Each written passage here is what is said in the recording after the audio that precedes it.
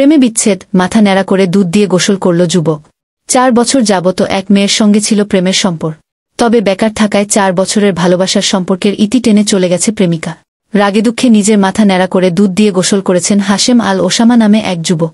সোমবার 8ই জুলাই বেলা 11:30টায় সিরাজগঞ্জের তারাস সদর ইউনিয়নের শ্রীকৃষ্ণপুর গ্রামে এ ঘটনা ঘটে।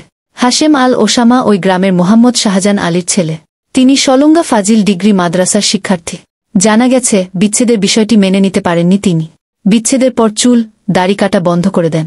পরে বন্ধুদের পরামর্শে প্রেমের ব্যর্থতার শোক কাটাতে শতাধিক মানুষকে সাক্ষী রেখে মাথা ন্যাড়া করে সোনারূপা, গোলাপ ফুলের পাপড়ি ও 20 লিটার দুধ দিয়ে গোসল করে।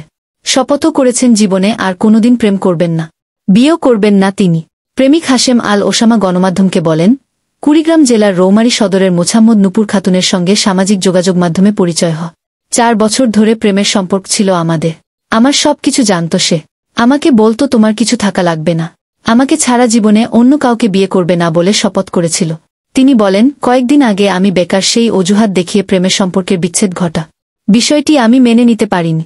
হাশেম আল ওসামা আরও বলেন, বন্ধুরা আমাকে অনেক বুঝিয়ে দুধ দিয়ে গোসল করার পরামর্শ দেন, যে কারণে 20 লিটার দুধ দিয়ে গ্রামবাসীর সামনে গোসল করি। শপথও করেছি, জীবনে আর কোনোদিন প্রেম করব না, বিয়েও করব না।